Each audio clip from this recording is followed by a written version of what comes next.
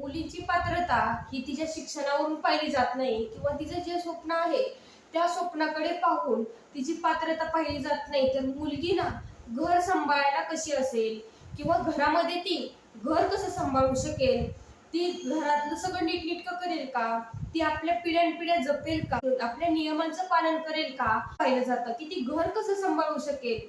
बघा, अनेक वेळा ना माझा आजचा हा प्रश्न खूप कटू आहे, पण खरंच म्हणजे माझ्या मनाला हा भावला प्रश्न, म्हणून मी तुमच्यासोबत व्यक्त करत. मुलीची पात्रता ही शिक्षणावरून किंवा तिच्या स्वप्नांवरून ठरत नाही, तर तिचं जे पण काही ती घर कसं सांभाळू शकेल, तिचे कपडे कसे आहेत, तिचे चरित्र कसे आहे, घर सांभाळण्याच्या पात्रतेची मुलगी आहे का, त्या दृष्टिकोनातून त्या मुलीकडे पाहिलं जातं. किंवा अनेक वेळा सांगतात की आम्हाला शिकलेली मुलगी नको, कारण शिकलेली मुलगी घर चांगलं सांभाळू शकत नाही.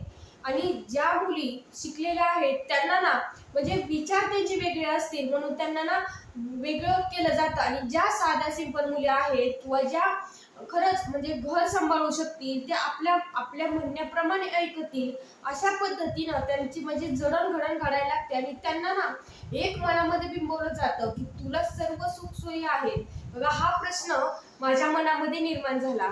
प्रत्येक मुलीला आपल्याला ना कोणाचा तरी ना हातभार हवा वाटतो की माझ्यासोबत ना कोणतरी जोडीदार असेल तर आपण माझं जीवन मी चांगल्या पद्धतीने जगू शकेल, किंवा मला कोणाचा तरी सपोर्ट असेल तर मी माझं जीवन चांगल्या पद्धतीने. आपण हात धरतोय त्याला तो व्यक्ती ना आपल्या जीवनामध्ये येतोच, परंतु तो कधी आपल्या जीवनाचा स्वामीच बनून जातो ते आपल्याला सांगता येत नाही. विश्वास किंवा आपली श्रद्धा जशी व्यक्त करता येत नाही ना, तसं आपण काही गोष्टी व्यक्तही करू शकत नाही कोणासमोर, कारण की आपल्याला ना त्या गोष्टी आपल्याला व्यक्त केल्या ना तर आपल्याला त्याचा ना आपल्या जीवनावरती नकारात्मक परिणाम होईल, म्हणून आपण ना काही गोष्टी ना दबावाखाली आपण गप्प राहतो. आणि माझ्या मनामध्ये प्रसंग आठवला, ते पण ना मला एक डॉक्युमेंट्स करायला जायचे होते म्हणजे एका ह्याच्यामध्ये, तर मला ना मनामध्ये प्रश्न निर्माण झाला. मी म्हटलं की मी घरामध्ये विचारलं की मला ना डॉक्युमेंट्स करायला जायचे आणि मी ना एकटी जाते, त्यावेळेस मला म्हटली तुला गर्दीमध्ये तू एकटी जाऊ शकेल का. प्रत्येक स्त्रीला ज्यावेळेस पण ती स्वतःच्या पायावरती कर्म करण्याचा प्रयत्न करते किंवा कुठलंही कार्य शिकलेली जरी असेल तरी ना प्रत्येक वेळीला तिला ना खाली खेचण्याचा प्रयत्न केला जातो की तू ना हे असं नको करू. हे मी तुम्हाला मुद्दामून उदाहरण दिलं, मी तुम्हाला उदाहरण देण्याच्या पाठीमागे बाहेर जाऊ न देणं किंवा तू शिकलेली आहे परंतु तू तिथे जाऊ नको, तुझ्यासाठी ते योग्य नाहीये, तुझं ते घरातलंच कर्म कर आणि घरातल्याच गोष्टी सांभाळण्याचा प्रयत्न कर. तुला तुला तुझे डॉक्युमेंट सबमिट करायचेत ना तर मी जाऊन तिथे सबमिट करेन. म्हणजे अनेक वेळा आपल्याला ना असे काही आपल्यावरती हे होत असतात. मला हा प्रसंग कालच्या ह्याच्यातून तुमच्यासमोर व्यक्त करायचा आहे. डॉक्युमेंट सबमिट करायला गेलेही आपल्याला कोणाच्या हातभाराची गरज नाहीये की आपण ना प्रत्येक वेळी ना दुसऱ्यांवरती गोष्टी हे सोडायला लागतो आणि आपल्या जीवनातील आपण ना दुसऱ्यांना आपण आधार आपला बनवायला लागतो आणि आपल्यातला आत्मविश्वास असतो ना तो थोडा थोडा आपण गमवत जातो आणि तेच रूल पुढे चालायला लागते. मी एक कौटुंबिक जीवन जगताना माझ्यासोबत असेही काही अनुभव येत असतात. तिला म्हणजे समजत नाही आणि ती घर संसार सांभाळण्याच्या पात्रतेची नाही, म्हणून तिला ना वेगळ्या दृष्टिकोनातून तिच्याकडे पाहिलं जातं.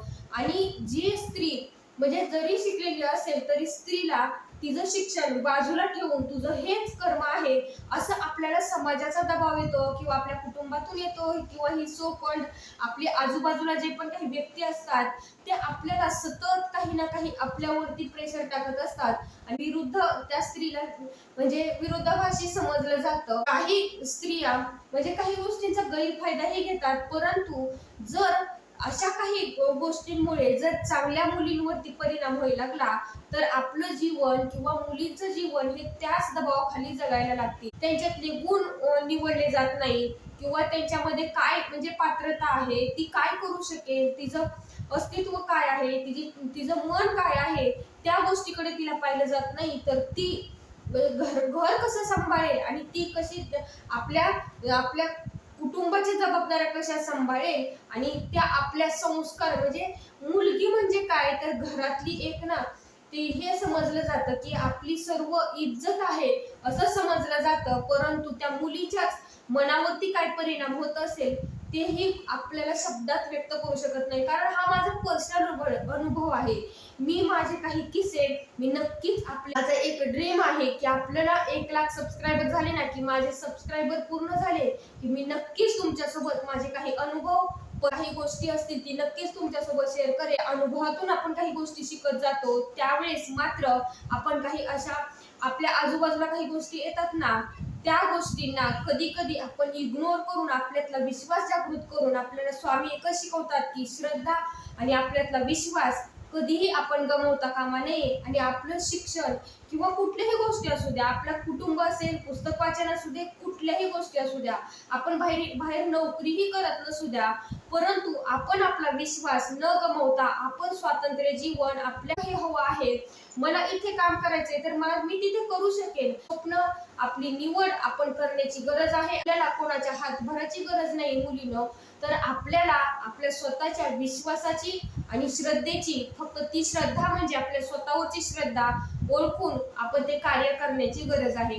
तर तुम्ही अशा विचारांमध्ये आणि जर अशा काही समाजातील सोकळ लोकांमुळे जर आपलं जीवन तुम्ही स्टॉप करत असाल तर थांबवा आणि आपल्या स्वप्नासाठी एक पाऊल नक्कीच पुढे टाकण्याचा प्रयत्न केला पाहिजे. सशक्तीकरणावरती, मुलींच्या भविष्यासाठी आणि आपली रिस्पेक्ट आणि आपला स्वाभिमान जोपासण्यासाठी आणि समाजाची रियालिटी तुमच्या समोर घेऊन येण्यासाठी आपण हा चॅनल सुरू केलेला आहे.